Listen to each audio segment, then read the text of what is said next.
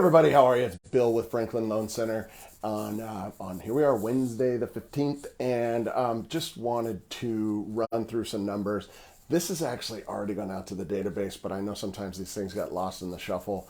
But I thought they were really worth pointing out, right? So this slide, this is according to a survey done last month with by NerdWallet. And you can see the two headlines here are 60%, 67% of all buyers think there's a market crash coming. And 61% of all potential home buyers were saying that rates are at unprecedented or never before seen interest rates, right?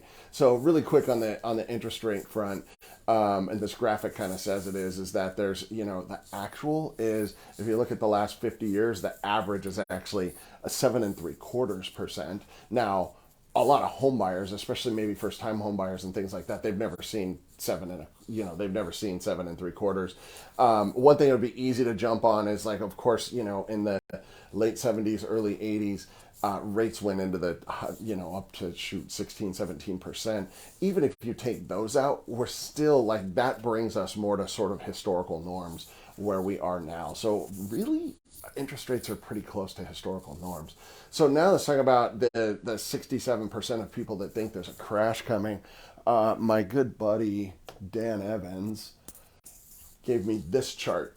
And what this does is this is showing us months of inventory, and it's going back to 2008, when, of course, the last real crash was, and bringing us through today, right? So in 2008, there were 16.1 months of inventory available, and that is essentially the beginning of the height of the crash, right?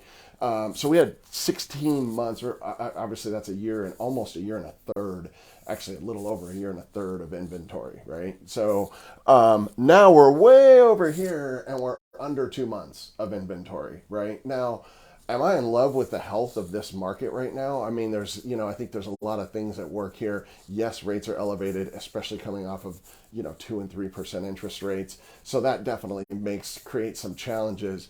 But I think it's really important to note that huge inventory is what causes crashes. And that's definitely not what's happening. And if you can see here at the very end, you can see inventory is actually dropping, not going up, right? So who knows what's to come for the coming months, but I can't find anybody, whether they're a naysayer on real estate or otherwise, that thinks we're going to see a big crash, and it's going to be because there's just not that much inventory. So just wanted to throw that out there. As the headline said, these numbers don't jive.